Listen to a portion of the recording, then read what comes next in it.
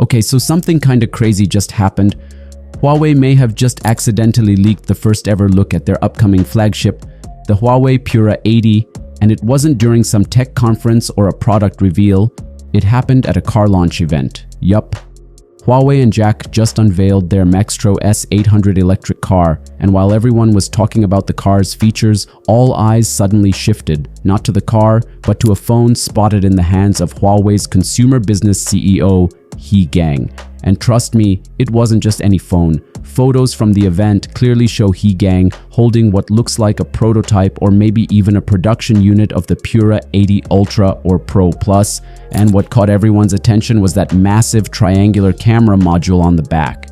Now if you zoom in, and yeah, people did, you'll notice something new in the design. The triangular bump is still there, but the game changer? There's a dual periscope lens setup sitting right in the center of that module.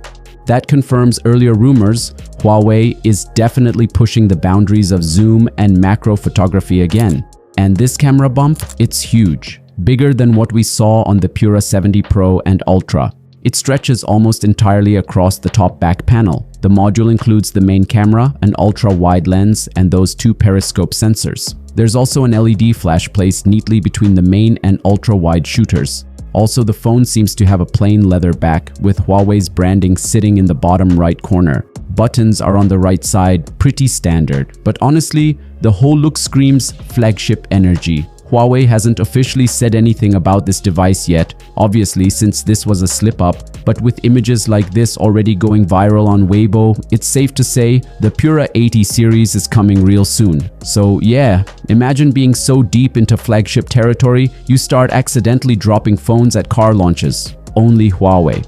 Let me know what you think of this design, especially that dual periscope setup. Could this be Huawei's big camera leap in 2025? Let me know your thoughts on it in comments down below. And that's it for today's video. Stay tuned and I will see you guys in the next one. Peace out.